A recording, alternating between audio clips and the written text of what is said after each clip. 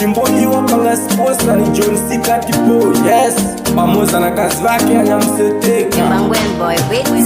Sungana ni mwana muli kute mwana.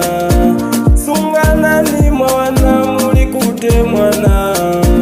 Uko mukamanyila na tumanya kochala. Uko mukasangila na tumanya kochala. Sungana ni mwana muli kute mwana. Sungana ni mwana muli kute mwana. Uko mukasangila na tumanya kochala. Uko mukamanyila na tumanya kochala. Sungana ni mwana muli kute mwana. Sungana ni mwana muli kute mwana.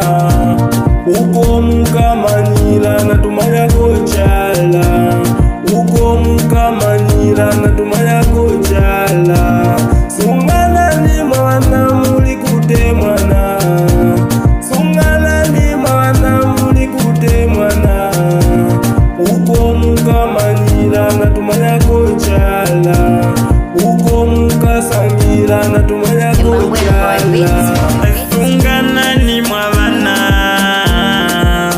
osapulikila basanje bamupasula ninge waka mwabyana muli kute mwana imwe bakukondwa namwe bapapi osapulikila basanje sanje bakupenja kuti mulekane imwe kala ninge waka musunge makolo.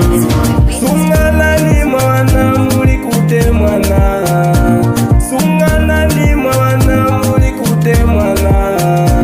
Uko mukamanyila na tumanya kochala.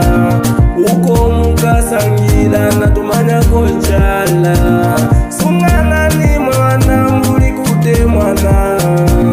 Sungana ni mwana muli kute mwana. Uko mukamanyila na tumanya kochala. Yo, wapanga sports na John C. Katipo. Ichi chinyimbo ichi pamoja na mama wake Anyamtunga na dada wake Ateti na mkuru wake Grandi pamoja na kazi